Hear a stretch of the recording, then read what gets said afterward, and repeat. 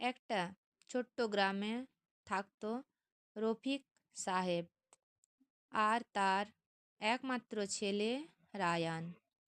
রফিক সাহেব ছিলেন খুব সাধারণ মানুষ, কিন্তু তার চিন্তা ভাবনা ছিল অনেক বড়।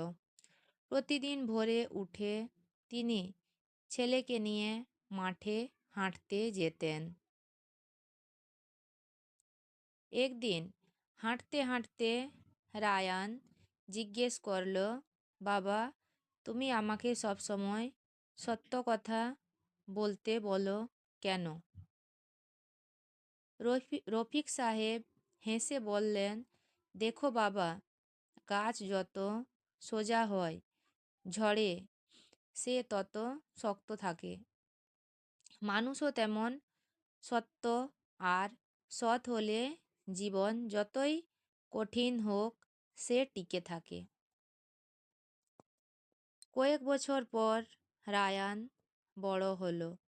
এক পরীক্ষায় সে ভুল করে ভালো নম্বর পেয়ে গেল। চাইলে সে চুপ থাকতে পারত, কিন্তু বাবার কথা মনে করে সে শিক্ষকের কাছে গিয়ে সব সত্য বলল। শিক্ষক অবাক হয়ে তার সততার জন্যে তাকে আলাদা সম্মান দিলেন।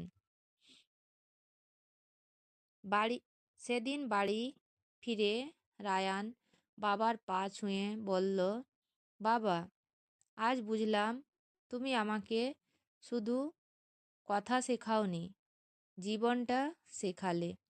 রফিক সাহেব চোখের কোণে জল নিয়ে বললেন, এটা আমাদের সবচেয়ে বড় অর্জন, বাবা। বন্ধুরা, বাবা ছেলের গল্পটা কেমন লাগলো অবশ্যই কমেন্টে জানিও। টাটা।